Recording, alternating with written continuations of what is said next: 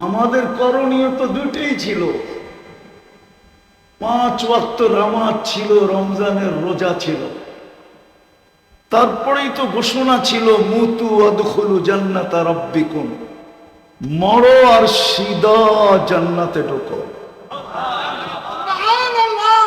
তারপরেও তো একটা অঙ্গীকার ছিল, অঙ্গীকার বোঝেন? এই মধ্যবিত্ত গরিব শ্রেণীর মানুষের সাথে একটা অঙ্গীকার ছিল। আল্লাহর একটা অঙ্গীকার ছিল না? আছে আছে আছে, একটা অঙ্গীকার আছে। দুনিয়াওয়ালারা দুনিয়া ভোগ করছে 60-70 বছর, না হইলে 100 বছর। আমরা ওদেরকে থামায় রাখবো, যদিও নাকি ওরা জান্নাতের অধিকারী হয়। আমরা ওদেরকে ওয়েটিং রুমে থামায় রাখবো 500 বছর। আর তোমরা জান্নাতে ওদেরকে দেখায় দেখায় ভোগ করবে 500 বছর। কত? ওরা ভোগ করছে কোথায়? কি কি আপনি ভোগ করবেন কোথায়? 500 বছর ভোগ করবে। ধনীদেরকে বসায় রাখবে আল্লাহ। আমি হাদিসের শব্দ দিতেছি, আল্লাহ বলবে ইনতালিকু ইলাল জান্নাতি বিগাইরি হিসাব ওয়ালা কিতাব তামাত্তাউ 500 আম হাত্তা ইয়াদখুলাল আগনিয়া। আমি ধনীদেরকে থামায় রাখবো, 500 বছর তোমরা জান্নাতের নেয়ামত ভোগ করবে। ওরা করছে কোথায়? দুনিয়ারটা উত্তম না জান্নাতেরটা উত্তম? হ্যাঁ, দুনিয়া আইটেম কয়টা?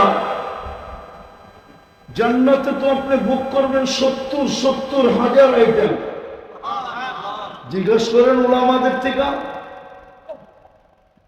দুনিয়ায় যত দামি খায় তত দুর্গন্ধ হয়, জান্নাতে যেটাই খাবে ওটাই সুঘ্রাণ হবে। আপনার সাথে তো অঙ্গীকার। শুধু যদি 2টা করতো, কয়টা কয়টা কয়টা? 2টা করলেই হতো। 5 ওয়াক্ত নামাজ, রমজানের রোজা, 2টা তো আল্লাহ সদিচ্ছাই দিয়েই দিছিলেন। এই জন্যই আমার কথার শুরু ছিল, কথার শুরুটা ছিল, আমার কথার শুরুটা যে জীবনটা দিছেন দামি বানানোর জন্য। আর দামি বানানোর জন্যই আমার পিছনে সুরক্ষা, দামি বানানোর জন্যই আমার পিছনে সুরক্ষা, আমার পিছনে রক্ষণাবেক্ষণ, আমার পিছনে লালন পালন, 24 ঘন্টা আমার পিছনে বাজেট ব্যয়। আমি যেন আমাকে দামি বানাইতে পারি, এটুকুই আল্লাহর দাবি, আর কিছু না। তোমাকে দামি বানাও। এইখানে না, এইখানে দামি কতক্ষণ? বেঁচে থাকে যতক্ষণ। দামি কতক্ষণ? চাকরি আছে যতক্ষণ। চাকরি নাই, দাম শেষ। এমনকি ওয়াইফের কাছে পর্যন্ত দাম নাই। দিতে পারবেন তো সবার কাছে আপনি দামি, না দিতে পারলে আরে বুঝবেন। প্রবাদ বাক্য বলবো, বাংলা একটা ছন্দ আছে, কয় দারিদ্রতা যখন দরজা দিয়ে ঢুকতে থাকে না, তো ভালোবাসা নাকি জানলা দিয়ে পালিয়ে যায়। দুনিয়ায় আপনি দামি কতক্ষণ? বেঁচে আছেন যতক্ষণ, বা যেই জিনিসের কারণে আপনার দাম, ওটা আপনার হাতের নাগালে আছে যতক্ষণ। ওই জিনিস নাই, আপনার দাম নাই। আমি দুনিয়ার দাম বুঝাইতেছি না, আমি বুঝাইতেছি ওইখানে, ওইখানে আপনি দামি কিনা। 2-1টা দেখাই কতটুক দামি। যে তাতানাজ্জালু আলাইহিমুল মালাইকা, মৃত্যু লগ্নে যেন ফেরেশতা আপনাকে নিতে আসে। দ্বিতীয় দামি দেখাইতেছি, দ্বিতীয় হাদিসের শব্দ দিয়া, ভাঙ্গা ভাঙ্গা শব্দ। আল্লাহ ফেরেশতাদেরকে হুকুম দিবে, কাফিনু ক্বাবলা আন ইউকাফিনু। দুনিয়ার মানুষ কাফন পড়াক আর না পড়াক, তোমরা জান্নাতেরটা পড়ায় দাও। সাল্লু ক্বাবলা আন ইউসাল্লু। দুনিয়ার মানুষ জানাজার নামাজ পড়ুক আর না পড়ুক, তোমরা পড়া ফেলো। তোমরা বলতে কে? ফেরেশতাদেরকে বলবে। তারপরে বলবে কুমু সুফুফান ইলা কবরিহি ওয়াস্তাকবিলুহু। কবর পর্যন্ত দুই লাইনে দাঁড়াও আর আমার বান্দা বান্দির শরীরটাকে স্বাগত জানাও। যখন লাশ কবরের পাশে যাবে তো কবর বলবে ইদান উহাব্বিলু লাকা বাতনি খাদরা। আমি লিখি না, জালালউদ্দিন সুয়ুতী রহমাতুল্লাহ আলাইহি লেখছেন।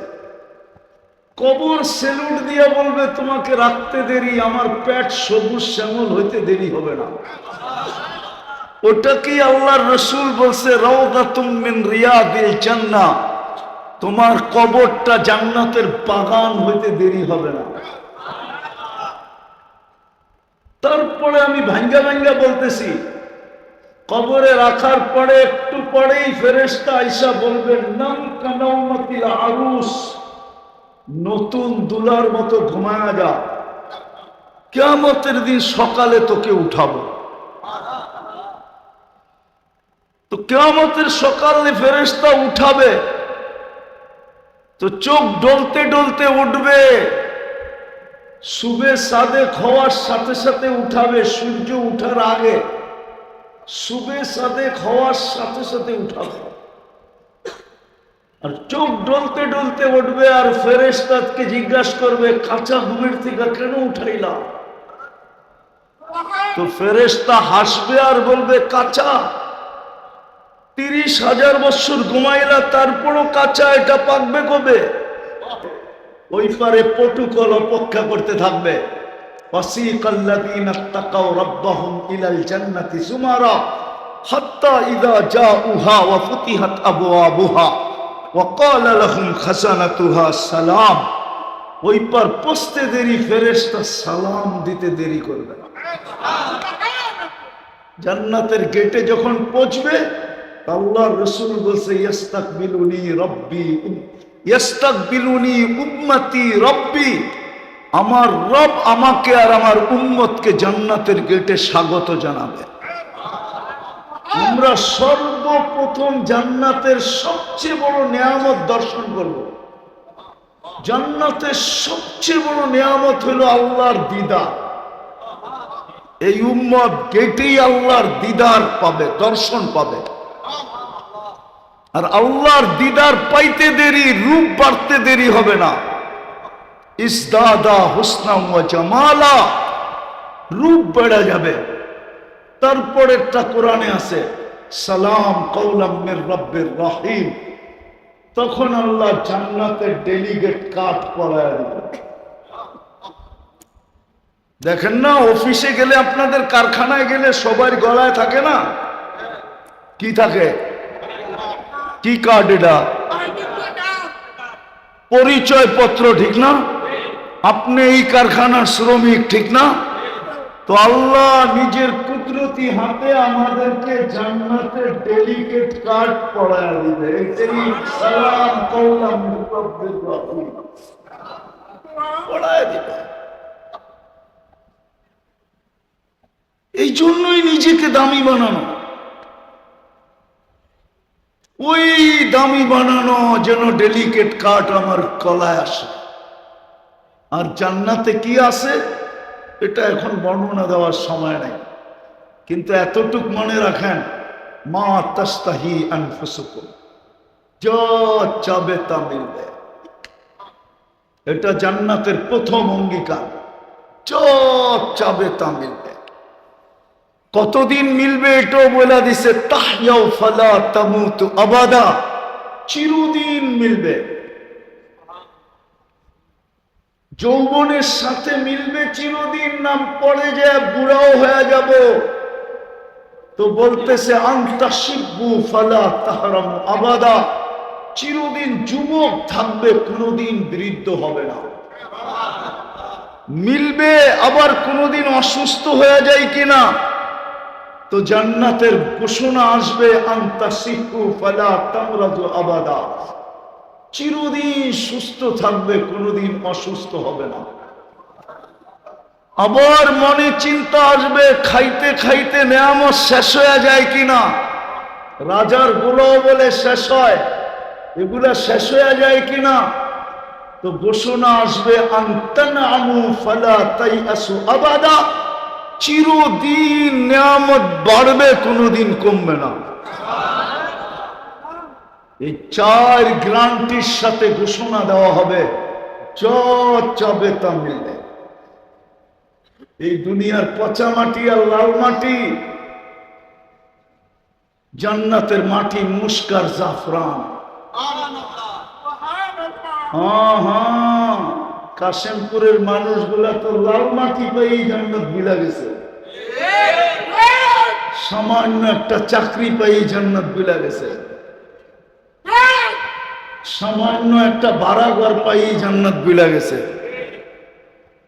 সামান্য দুনিয়ার একটু কাপড় চোপড় পাই বিলা গেছে।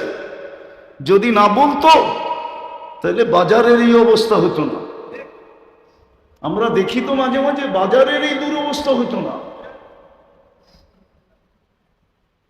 আমি শ্রমের বিরুদ্ধে না, আমি শ্রমের বিরুদ্ধে না, কিন্তু মা বোনদের অবস্থার বিরুদ্ধে।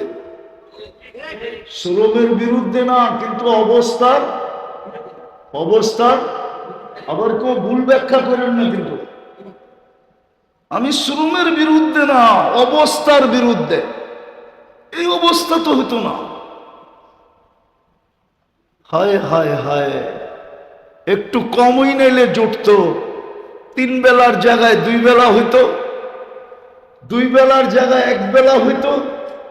এরকম তো হতো না যে মাসের পর মাস চুলা জ্বলবে না, এরকম তো হতো না। না হইতো? মনে হয় বোঝেন নাই। এরকম কি হইতো যে মাসের পর মাস চুলা জ্বলবে না? দুজাহানের বাদশারই তো মাসের পর মাস চুলা জ্বলে নাই, ফাতেমার ঘরেই তো মাসের পরে মাস চুলা জ্বলে নাই। তাতে কি আসে যায়? ফাতেমা কোথায়, দুনিয়া কোথায়? নিসাউ সাইয়্যিদাতু নিসাই আহলিল জান্নাহ, জান্নাতের মহিলাদের সর্দারনী। হাসান হোসাইন তো খিদা নিবারণ করছেন আল্লাহর রাসূলের জিহ্বা চুষা, তাতে কি আসে যায় যুবক? কিন্তু যুবকদের জান্নাতের সর্দার তো হাসান হোসাইন। তুমি সর্দার না হইতে পারতে, হাসান হোসাইনের সঙ্গী তো হইতে পারতে। মা বোন সর্দারনি না হইতে পারত, ফাতেমা রাদিয়াল্লাহু তাআলা আনহার সঙ্গিনী তো হইতে পারত না? সঙ্গিনীতে বাধা আছে কি? আমার কথা বোঝেন না তো? সঙ্গিনীতে বাধা আছে? বলক কোন ওলামা সঙ্গিনীতে বাধা আছে নাকি? হুজুরে জিজ্ঞেস করেন, সঙ্গী হওয়ায় বাধা আছে? কি বলেন হুজুর, বাধা আছে সঙ্গী হওয়া? কোনো বাধা নাই, সঙ্গী তো হইতে পারতো। যুবকের সর্দার তুমি হইতে পারবে না, কিন্তু সঙ্গী তো হইতে পারতে। আর খোদার কসম, হাসান হোসাইন যখন জান্ডা নিয়ে যাবে, এইখানে বৈশাখ ওই দৃশ্য কাউকে বোঝানো যাবে না। ওই দিন দুনিয়া দেখবে হাসান হোসাইন যখন জান্ডা নিয়ে আগের দিকে যাইতে থাকবে, ওই দিন মানুষ দৃশ্য দেখবে। আমার তো বিশ্বাস, তাখাইয়ুল, ধারণা, সমস্ত নবী রাসূলরা পর্যন্ত জিজ্ঞাসা করবে এই কাফেলা কোন কাফেলা? ফেরেশতারা বলবে হাসান হোসাইনের কাফেলা।